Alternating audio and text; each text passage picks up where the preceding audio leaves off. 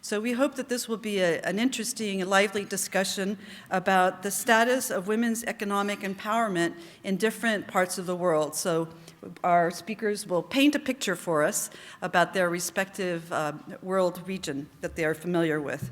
And so first I would like to introduce Mrs. Jimena Sanchez de Lozada. She has dedicated her large part of her life to improving the conditions of women and children in Bolivia, her native country.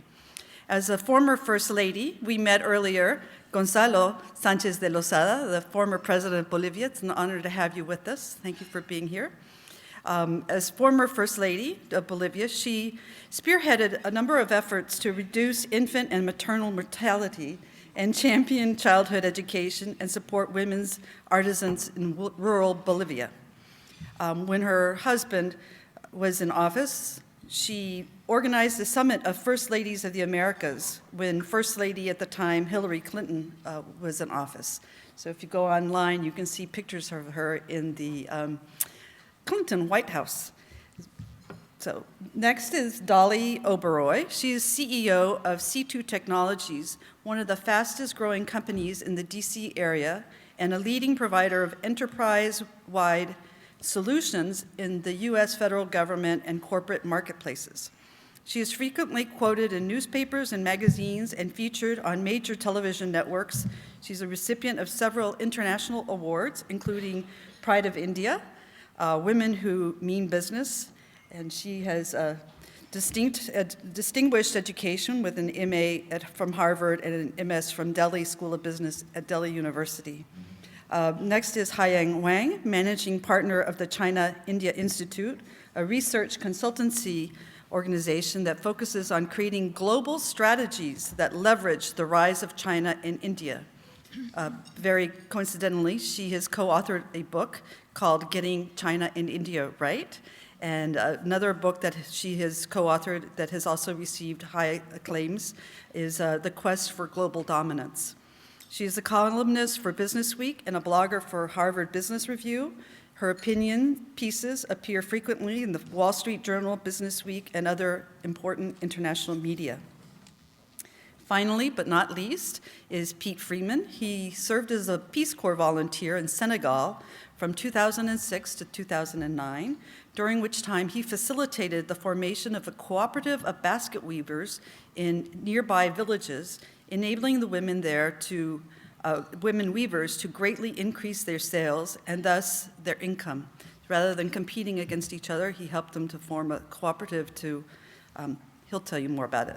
He's currently a student at New York University's Robert Wagner Graduate School of Public Policy. So please join me in welcoming our panelists. And we'll start with Jimena. So you can stand or sit as you like. It's okay, thank you. Good afternoon to all of you.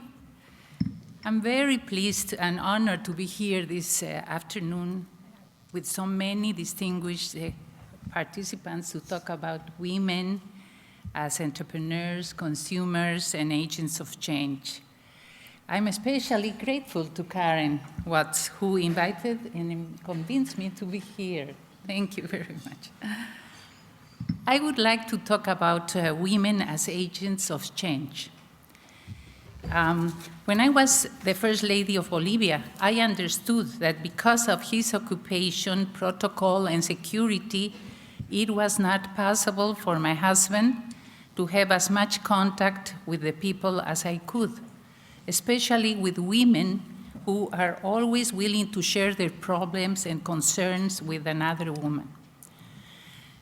So I think, and I found out and I realized during my life in Bolivia that societies that we aspire to have to be redistributive.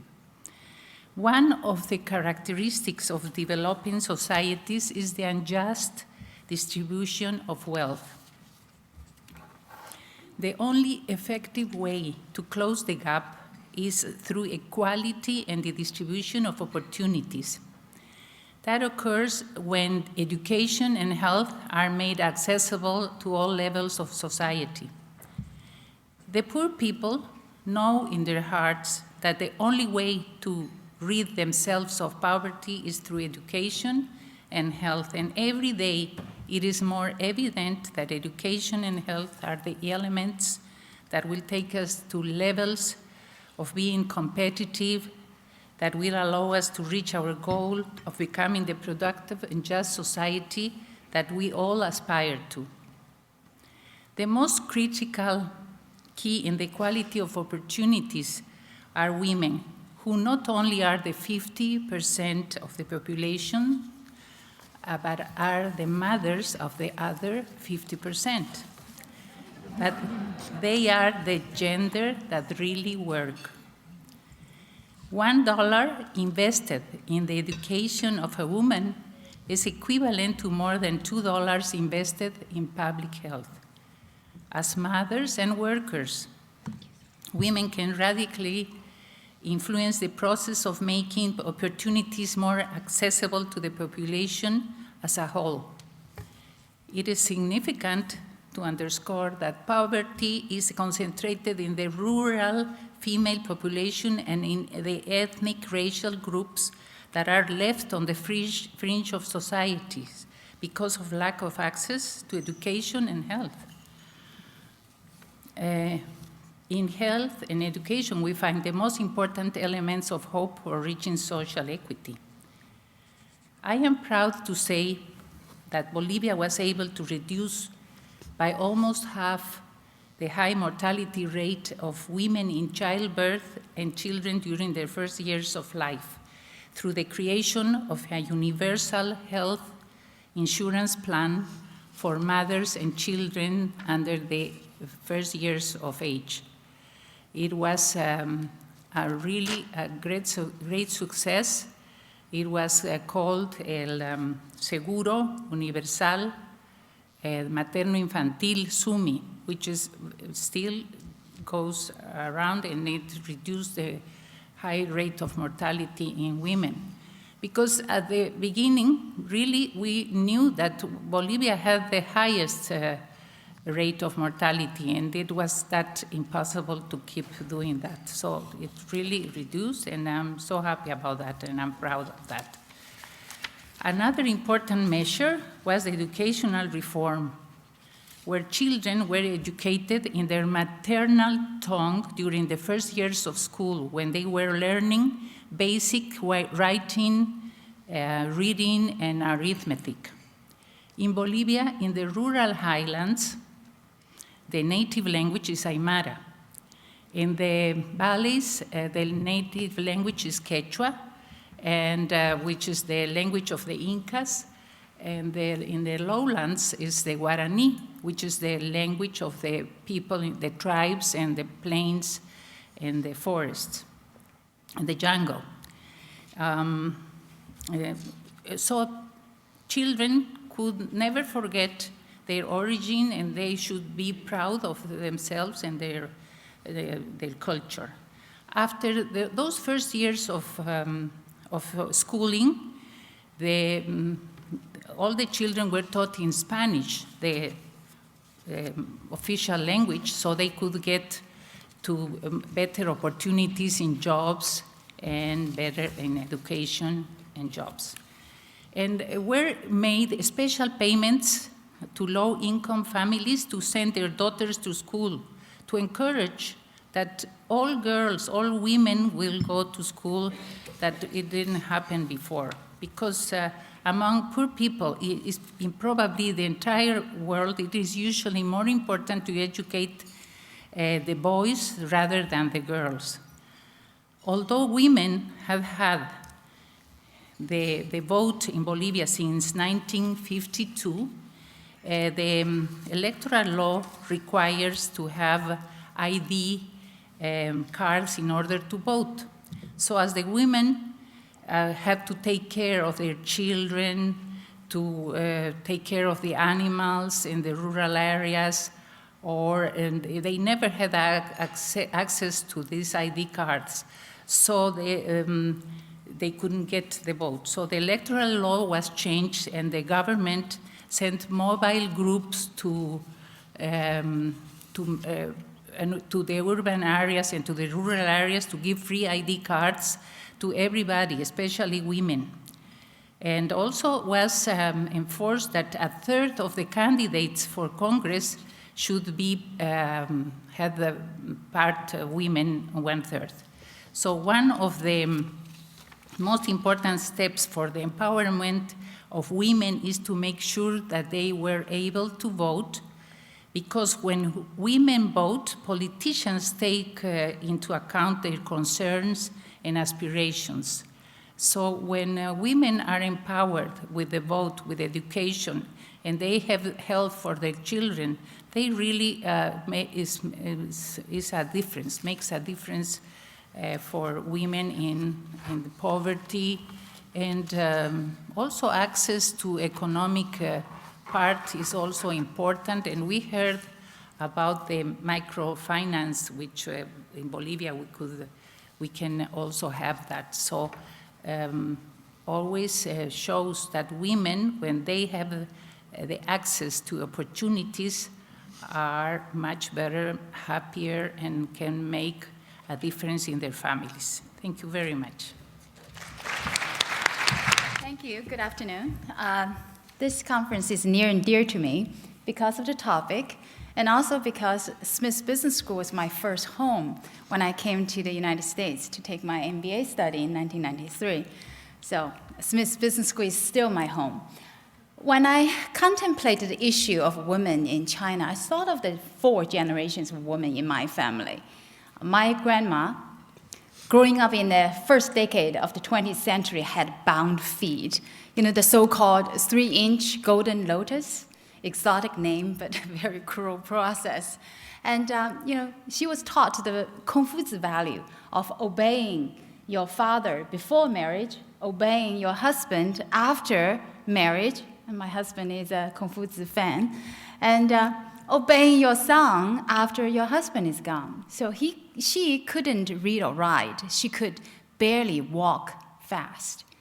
My mother, born in 1932, avoided the fate of having her feet bound, because when the communist victory in the northern China liberated her village, she was able to join the revolutionary cadres training school and marched south, and later on became mid-level government official. Now, when I thought of a lot of the things that Chairman Mao has done wrong, he surely have done one thing right. Women can hold up half of the sky, he said. For my mother's generation, they did do a lot of holding and lifting of the sky, but they did not reach the stars. And because the jobs and the promotions were really assigned by the party, they worked very hard, they worked outside of the home, but most of their bosses were male. I was born in the early 60s, the result of my mother responding enthusiastically to Chairman Mao's calling, not to my father's calling, for more people, more power. I was actually born because the poor imaging machine somehow showed me as a boy. What a disappointment. So growing up in those days where, you know, you fight for daily necessities, boys in most of the families were fed better. So I grew up with a lot of doubts about my value of being a girl. But my generation of women got lucky, really lucky, when China reopened the high education institutions and the economic reforms in 1978. All of a sudden opened up a whole new world for us. So armed with knowledge and with a much bigger, much freer sky to fly, and we women made strides. So what's the reality of women in China today? When you look at the various measurements, in terms of health and basic survival, women have achieved almost equality, or even better, because women's life expectancy is now at 77 years old than men's 72 years old. In terms of education, of the 6 million college graduates a year in China, half is women. And half of the master's degrees are issued to women, and 37% of the doctor's degrees are issued to women. Now, when you look at economic participation, economic opportunities, women also have made strides. Women are 49% of the population and 46% of the workforce. And entrepreneurs, or female entrepreneurs, make up 25% of the total entrepreneurs. And actually, if you remember Forbes' self-made billionaires in 2010, out of the 14 female self-made billionaires, seven of them are actually Chinese women. But despite all of this progress, in one aspect, China was still very much lagging behind. That is in the area of political empowerment. And when you look at all of these years of Communist Party championing women's cause, but when you really look at the decision-making power, architecture, the structure, and you look at the Communist Party's Central Committee, 6% are women. When you look at the powerful Politburo, only one woman made it to the 25 members of Politburo. When you look at the utter highest decision-making body, the 9-member standing committee of the Politburo, no woman has ever made it in. So progress, but a lot of challenges ahead. How do I see women in the future? I am very optimistic. I look at the next generation of women in my family. The next generation of women in my family, they were born under the one-child policy. So they never grew up with the psychological burden that I had, that somehow I was inferior to boys because they had no brothers. And they actually grew up in a 4-to-1 family structure. Okay, 1 child, 2 parents, and 4 grandparents, meaning that they have access to all of the financial resources for doing whatever they want to do, higher education, studying domestically abroad, or having the seed money to start a venture. And when I look at also the major shifts that is going on in China, they are all to women's favor.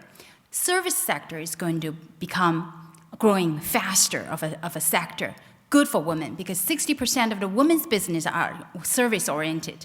Yeah? The manufacturing and farming are using more technology, more advanced equipment, meaning that it is less important to have physical strength and more important to have power.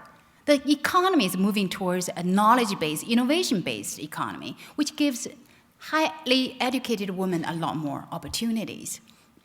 And perhaps in the coming decade, when the political reforms started to open up and gradually allowing some, basic level of elections, more women candidates can also get themselves in to the political process.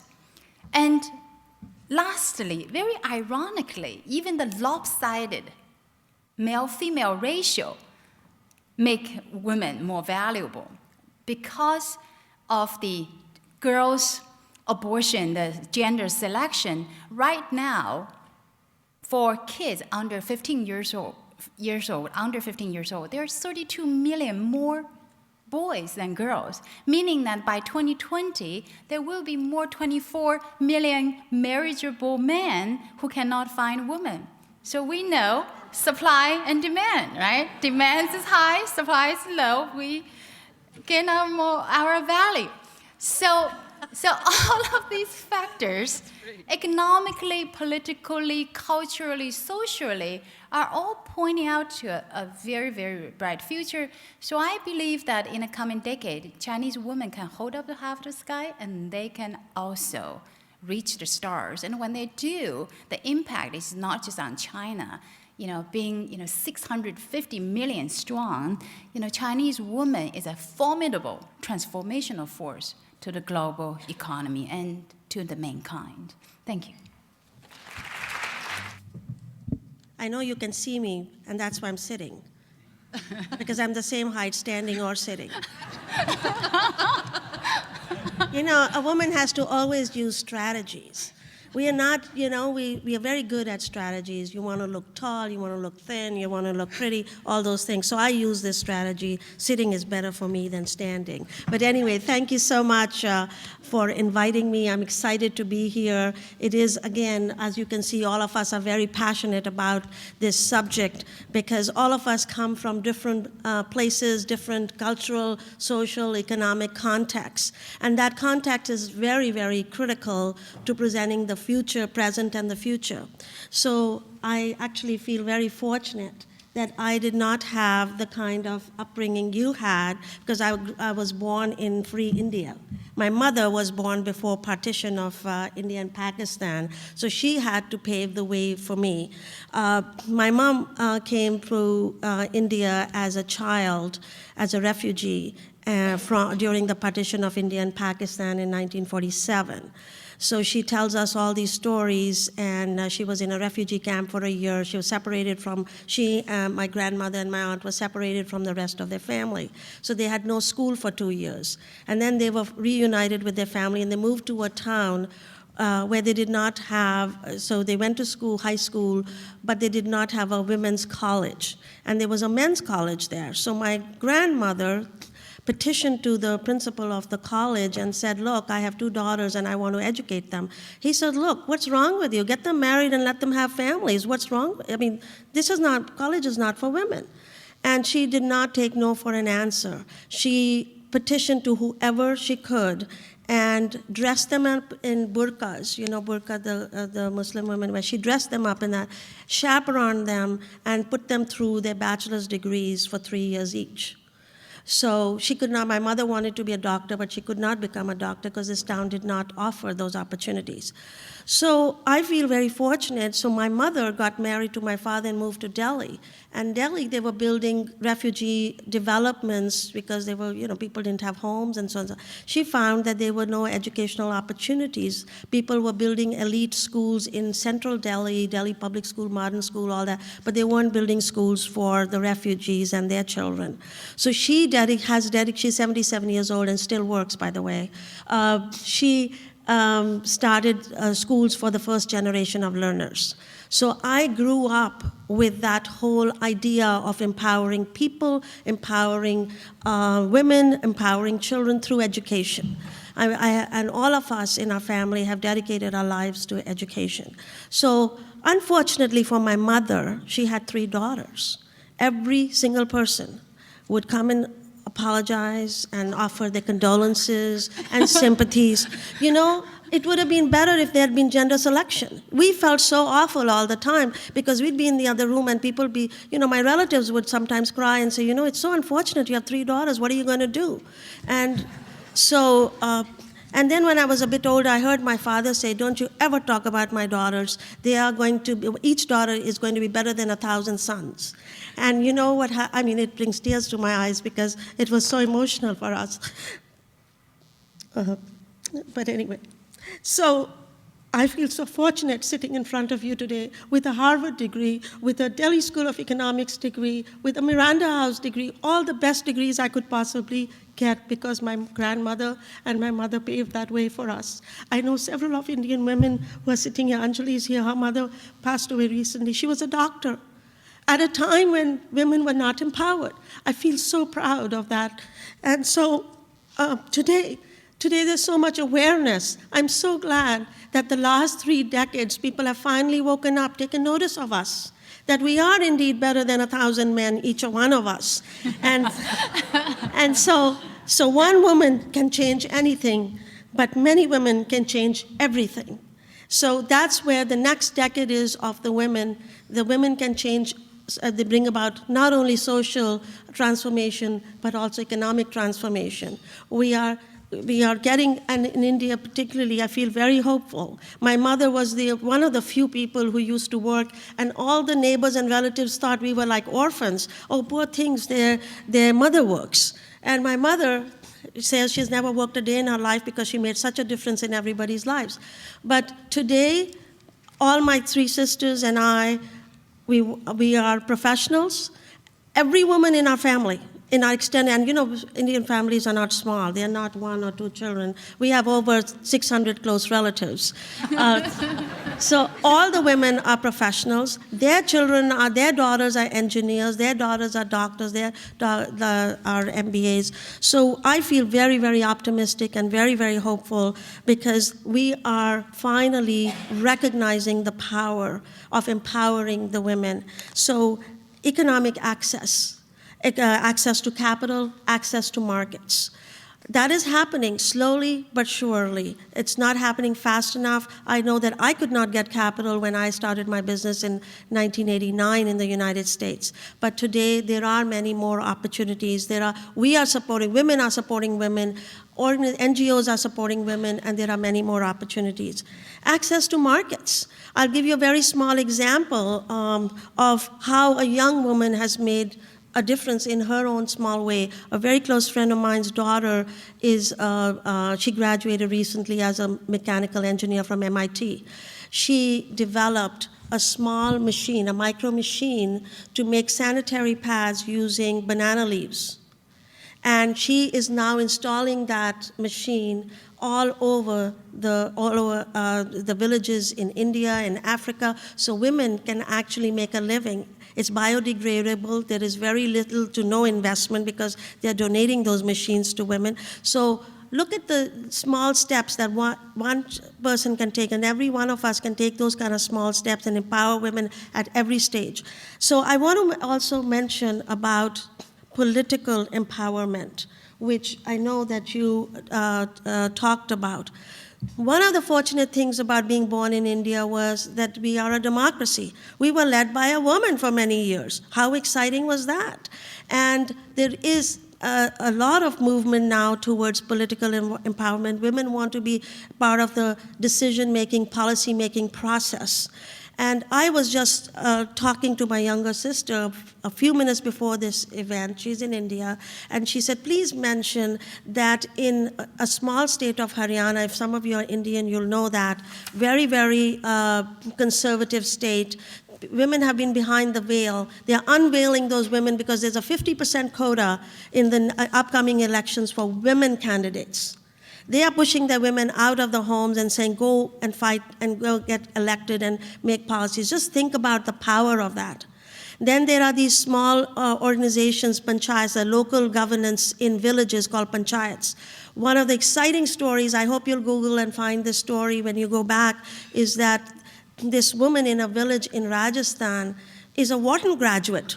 Think about that. How did she get out of this? I am boggled by that. I keep thinking about how did she get out of the village? How did she get to Wharton? What did she do? And now and as a woman, she is heading the local government. It's unbelievable. So and the stories go on of the success and the optimism that that all of these stories give us about India and about the developing world. Then, of course, education, access to education and training, health and nutrition. The more we educate them, the more we train them. One of the biggest movements in India right now is education. There is so much hunger for education right now that is unbelievable. We cannot meet the demand. Again, going back to supply and demand, we have so much demand that there's not enough supply of good educational institutions, training institutions, skill building. We need a lot of skilled people in our country. We're going to have the highest number of people in the world under the age of 35. So we are the future workforce for the entire universe, entire planet, right? So if you have a company on Mars, please hire Indians because they're the only ones with the young workforce because everybody else is aging. So all of this is lending a lot of excitement. It's a source of optimism, and I feel very proud that we were able to go through all the barriers and all the hard paths that our mothers had to cross. They paved the path for us.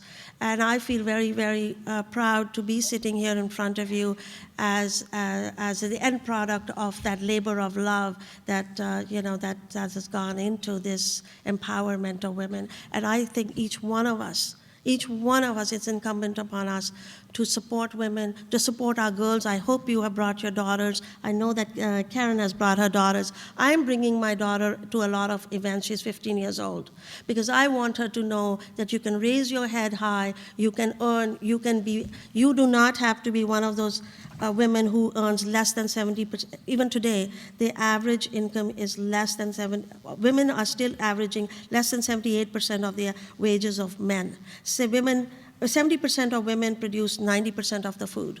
So what's wrong with this picture? We got to change it. Thank you for your time.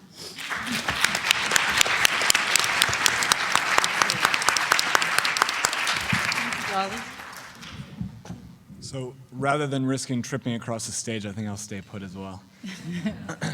I'd like to start by thanking Karen and the rest of the Smith School of Business for having me here today. And I'll take a bit of a different angle to this topic by focusing in on one community in particular that I worked with as a Peace Corps volunteer in Senegal from 2006 to 2009. And this community is called Jamachendu in Senegal, West Africa. And it's a rural community of farmers on the west coast of Senegal. And all of the men have migrated either to the capital or to other countries in the world. So it's predominantly women left to take care of all the children, tend the fields, and raise any income for their families. The literacy rates are very low, and most people live on less than $2 a day. So it's not the most remote place, but it's not a great situation. But luckily, these women have many talents, one of which is weaving these grass baskets. And they're these beautiful, colorful baskets used to sift grain and hold clothes. And about 20 years ago, they started selling them in a market. But the problem was that all of these women in the villages around the town where I lived sold these baskets in the same market. And so they would end up competing with each other, saturating the market, undercutting the price, and none of them would do much more than cover their costs. So in 2007, one of the community members approached me and said, what if we formed a cooperative business where we would gather a large group of women, have them work together, and then they could access new markets and improve their wages. And through this, we were able to eventually find a wholesaler who's based in the US who would buy their products, and they were able to more than triple their wages, remove the risk of buying materials up front and not knowing whether they would sell their baskets in the market that week or not. And so we began with 30 women in 3 villages in 2007. And this project was so successful that the wholesaler began buying containers of baskets, and it's continued to escalate. And today, they've sold more than 25,000 baskets and brought in over $230,000 in revenue for the communities. And you can find these products in stores like Williams-Sonoma and West Elm.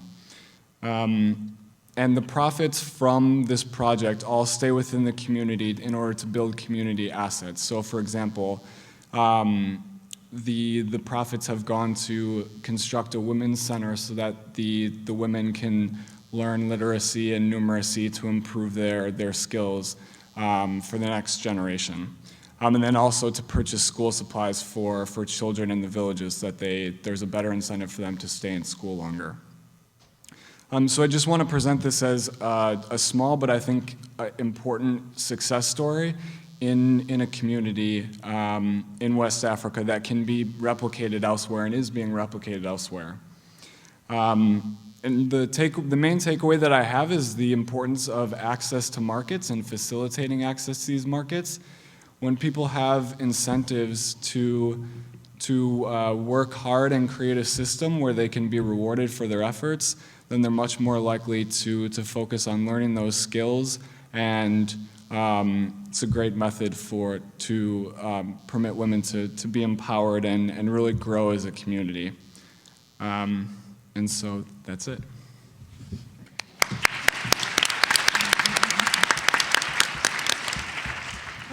Next, I would like to encourage each of you to ask each other questions. Do you see commonalities? Are there differences? Should we all be optimistic about the status of women around the world, or do we have areas that we need to be concerned about? Let me just add a comment. I was listening to the First Lady talking about women being the agent of change. It suddenly occurred to me that women are mothers of change. And I think that we can make changes happen because we are mothers. And I think that, when I look at all of the successful men or women, it takes aspiration, inspiration, and perspiration to be successful.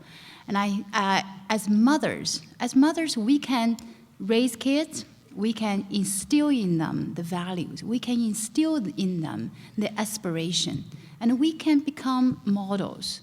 And later on, when they need our help, we can allow them to work more because we can take care of their kids.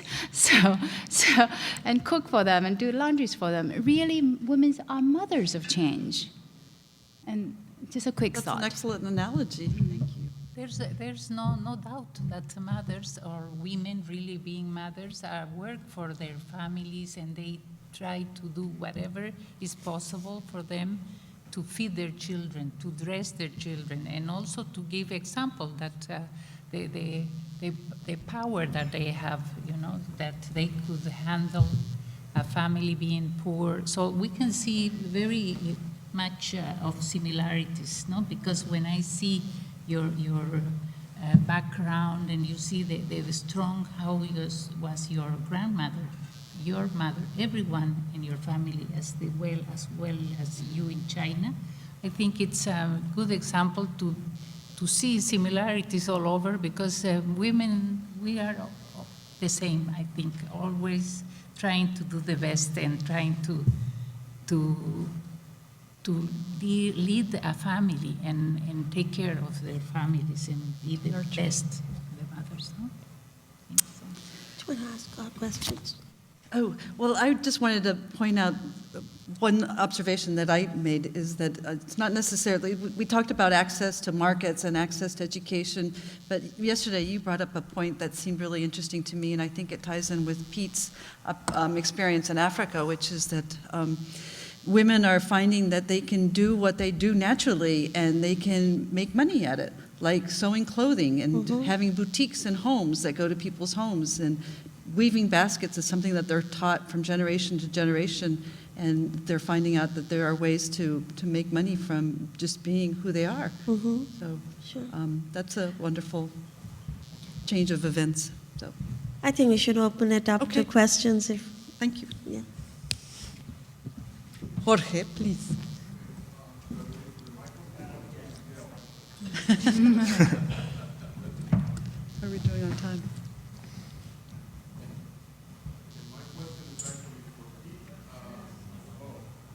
Doesn't help to have the microphone. No, if it's not on. on. It's on. Is it? It's on. Okay. Can you hear me now? Yeah, okay.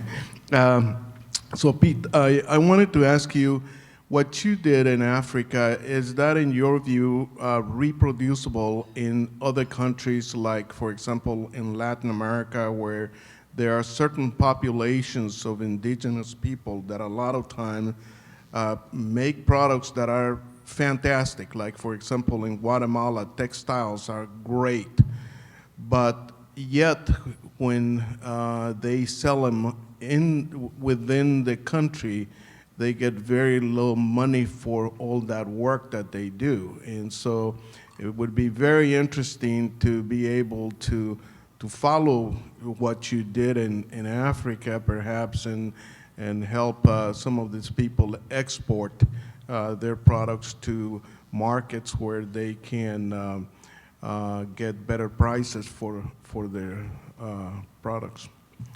Yes, absolutely. I definitely agree, and I think that it is possible, and that there are a number of organizations that are doing this now. And the key to me is finding consumers who can pay a price which pays the producers properly. And ideally, that's in your community and in your country. But if they're not there, then you need to look elsewhere. And so that's the approach that we took. And it doesn't necessarily have to only be handicrafts. This approach can be taken with any product where producers and women in particular can add a lot of value to the product, and so therefore, make sufficient profit and wages in so doing. One of the strategies that India is using very effectively in the rural areas is developing co-ops. So they have a lot of cooperatives already set up, and they help them with the micro-lending, with the marketing, with access to raw materials, and so on and so forth. So that is something that is being done in a lot of developing countries and can be replicated in Latin America and other places. But that also needs engagement from either NGOs or government entities, which can be an issue sometimes. Thank you for the inspiration today. This has been fantastic. A number of you touched a little bit on passing things to the next generation. And as a mother of a 13-year-old, I'm thinking about, should I take my daughter to Africa or what the plan is? But I'm thinking locally, do you have thoughts or suggestions on inspiring the next generation? I have identical twin girls, and one of the things that I've noticed very interestingly is when it comes to time for the election of the student council, more girls go for the positions of secretary and vice president. And it just puzzles me. And I said, okay, I had an excuse because I was compared to my two brothers, and I felt inferior, and I never had the confidence to stand up. Here I do not have boys, and I thought I instilled in them the confidence to go for leadership roles, but they still campaigned for the role of a secretary. And I asked them why, and they started to talk to me about, well, the kind of books. You see Harry Potter, Harry is a boy, and this books and that books. And I began to realize a lot of the literatures that these young girls are reading have boys as leaders. So I think as a mother, one thing I would do is I would try to find literatures that feature girls as leaders. If there are not enough, I'm going to write one.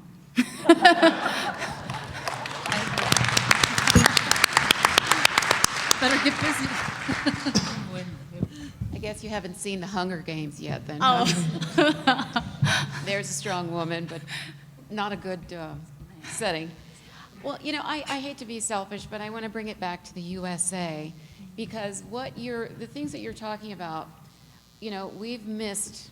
We're missing that generational tie that you all talk about because of the split in our families and the way that this country is operated. It's not very necessarily that family-centered, or where you have several generations in a family, and our history is also a little bit murky. So, we've got some issues now where a lot of jobs are being offered to visa employees. In the company that I own, half of our employees are on visa because we place high-end software engineers, and we just can't find American workers for them. So, we've got some issues with education here. We're almost a developing country too, I guess is what I'm saying. And I'd like to apply some of the principles that I heard from the gentleman from Finca, from your presentations, to people who are struggling in our society as well, because we're having issues too. And I think some of the, and I'd like to go beyond the mothers of change and call it the sisterhood of change, because I think it's more of a sisterhood that we need to establish here to bring each other along. But I'd like your thoughts on what's happening here in the US and the challenges we have in terms of our educational system, placing our kids and making them more competitive, as you have instilled in your kids. I feel like we've got so many different pulls, from Paris Hilton to, and still men that are still marginalizing women in terms of the way that they're portrayed on television. And I feel like we want to pass that on. We want to share our success with other women, but it just seems like the hunger is not there. But I believe that we're in a stage now where we're becoming a developing country. And I'd like to recommend a movie that's coming out called Detropia. It's a documentary on Detroit and the loss of jobs there and that economy there and how it's suffering. So to look at the U.S. as just an example now, I think we have to go beyond that and see that we have certain needs here too.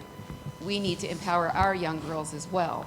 But I just feel like we have a lot of obstacles to overcome. Not complaining, mind you, but we want to, I hear what you're saying about the family influence and all that, but we have some needs here too. I'd like to be able to have some sort of enterprise development that focuses on poor inner city women as well. And the gentleman from Finca focused on the fact that, well, sometimes Americans aren't responsive because we have a support system here. But I'd just like to hear your thoughts on what's happening in this country and how we can bring ourselves up as well, the women in this country as well, to meet the global demands right now. That was a long question. Boy, here you go. So that's a very good question and a very relevant question because those of us who are living here, we all struggle ourselves too. How do we raise our children, boys and girls, with that level of consciousness?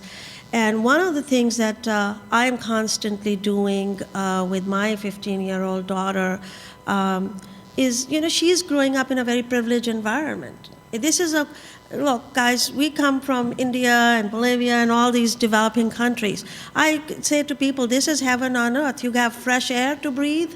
I can't breathe in Delhi. I literally have to go to a hospital check-in. I'm not kidding. We don't have pure, clean water. We don't have clean air. Life is challenging on a day-to-day level, even though we are developing. So I try to help her understand the differences. I take her back to India, and I know it's a little bit different. You don't have families in these developing countries, but my contention is that in this country, we have to expose children to the developing world. Whether they go for service to Guatemala or to any country in the world, they've got to go and see what they have here. Unless they can start appreciating, there is nothing that we can do to instill that sense of, they have a sense of entitlement almost, which doesn't, and they're not engaging. That's what I feel. They're not engaging. They've got the best universities, the best colleges, best of everything. But we are yet not producing the top students and top engineers and the top minds, best minds here.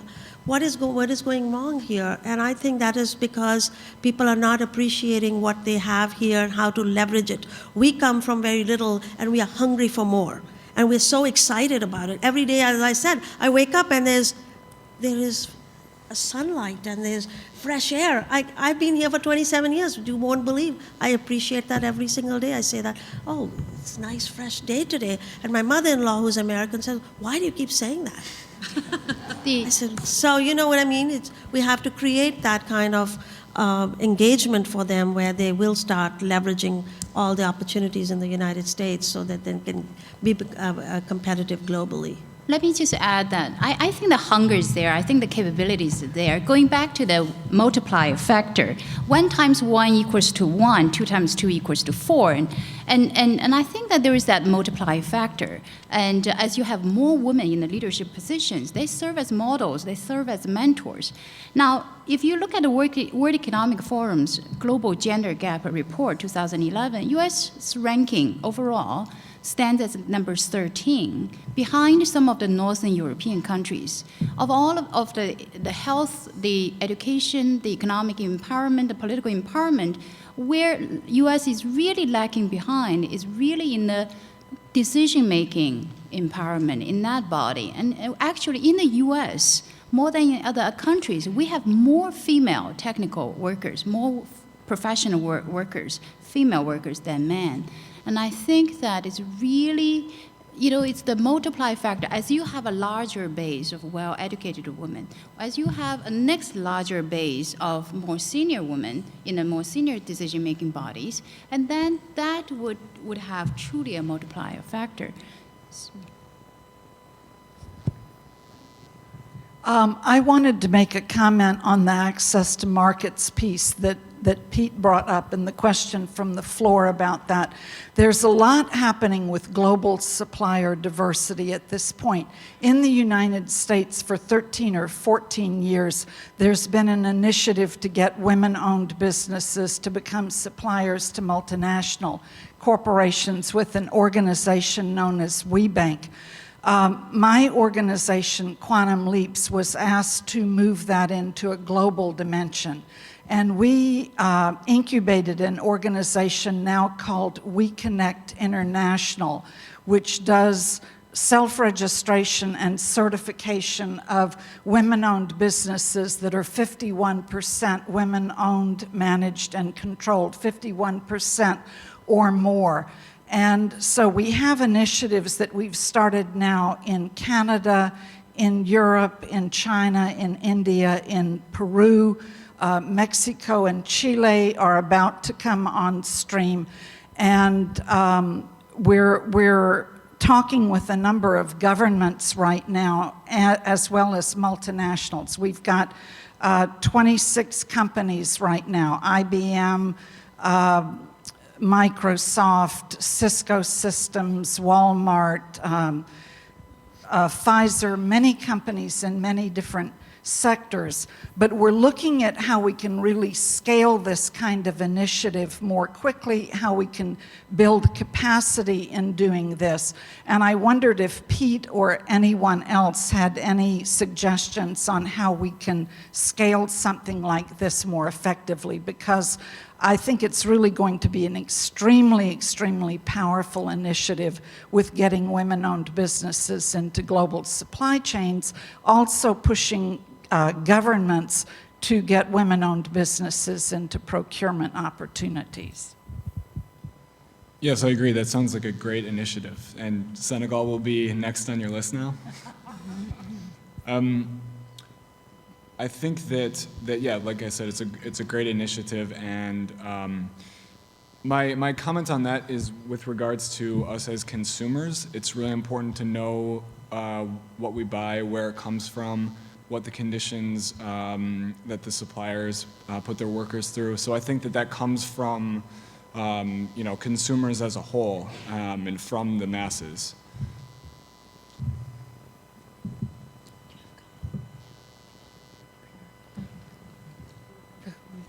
I think we had some questions. Okay, I thought they were going to say something else.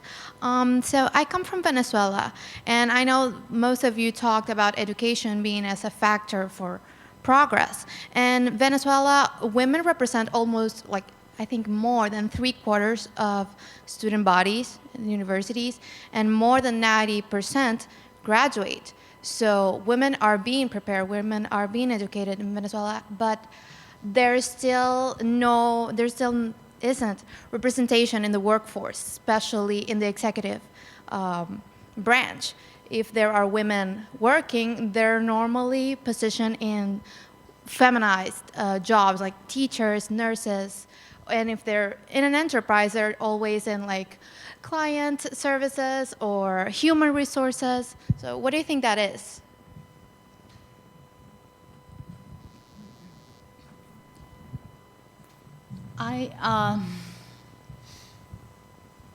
Education is absolutely the foundation for going up. That no doubt about it.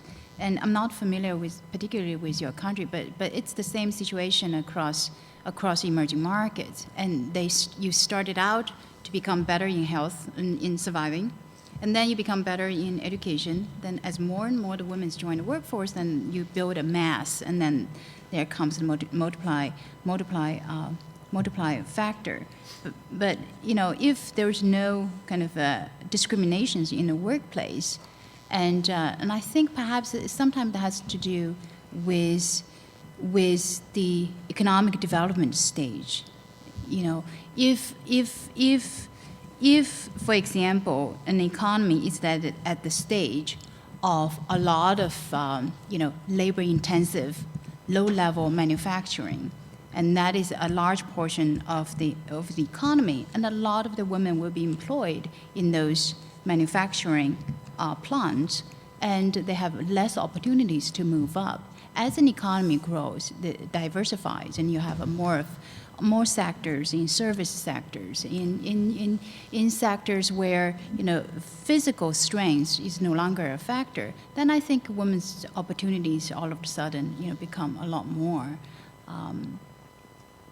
I agree. In fact, if you look at India, in the major cities at least, there are a lot of women knowledge workers, because they can go and work in BPOs, they can work in call centers, and so on and so forth. So now those women are rising through the ranks. They're getting their MBAs, and they're going for advanced studies. Also, to your point, Hein, a mother like me, or mother like several of you guys here, or father, you are investing in your daughters. You're not holding them back anymore. So therefore, you're creating opportunities in a knowledge economy. They're going to become knowledge workers. And so I agree. It is a lot of it is cultural, but a lot of it is tied to the stage of economic development and the type of work that's done in a certain country. I agree also in that point of view, because in Bolivia you can see how many women, as I said before, we have to have 1/3 of the people elected to Congress to be women, and they became very powerful. And we had the first woman president in Bolivia, was Lydia Gayler, and she was the head of the deputies, you say representatives, and she was elected because there was a coup d'etat. But anyway, she was a very well-prepared woman. And then came a military coup, and it was a coup d'etat again after 10 months, but it was really, we were proud of that because she did a very good job. And I think it's also discrimination, a lot of discrimination in our countries in Latin America. We can see that, and but when I don't want to honor too much to my husband, but you appointed some women and your executive office, I remember very well, and the head of the party was a woman, Mirta Quevedo. So, you know, depends so much of the persons and the executive, and also how the families are raising their daughters, no? So I want to tell you something very interesting. I was at an event at an embassy recently. For the first time, we have 29 women ambassadors in Washington. That is unreal. I mean, we've never heard that before. So you can see that it is changing. Latin America, how many of them are women presidents? I think that's the highest number also ever, right? The leaders in Latin America. Many. Right. Yeah, but only one woman was president in Bolivia, but we have in But Chile. Chile and Brazil. Now Brazil, right. yes. So we are seeing the tides of change. Yes. I have a quick, well, not such a quick question, but I just want to put it on the table, because I have found that sometimes when we talk about the gender movement, there's another issue, certainly for countries, China, India, the US, Africa. They're the issues that often get left out.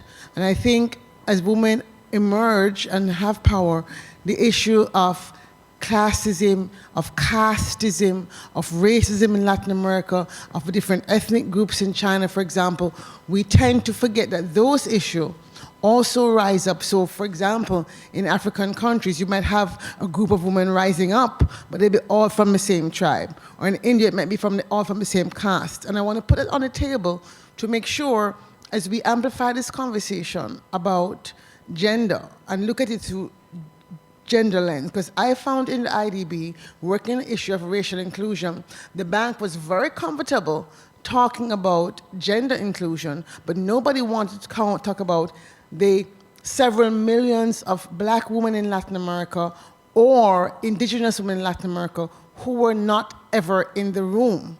And so many times when you go to conferences around gender, I am asking all the women here to be mindful of which women are not at the table, and do your part to ensure that that woman you speak for that person. And I've been told, and Claudia is one of my former colleagues, I've been told that it's sometimes difficult because of this issue. I think Carla Fiorani said, you don't know that person, it's challenging, you're not comfortable. But I remember the first time I had to stand up in front of my peers, and Claudia was in that room, and talk about racism and white privilege as the only black person in the room. I'm sure it wasn't comfortable for them to hear it. It wasn't comfortable for me to talk about it, but I had to take the courage to open that dialogue so we could talk about social inclusion in the IDB with honesty. And so if we're in a conversation and in a center talking about social change, I'm asking those of us who are really in the forefront of this gender movement and of the new horizon of what we're trying to create with corporations to be mindful, if we're having a gender conversation, just be mindful about who is not in the room, and ensure that if you know somebody in your class, your alumni association, that you invite that person next time so we can also expand for those very marginalized women around the world who never get invited anywhere, that they also can know that because you are there, their interests will be represented. Thank you.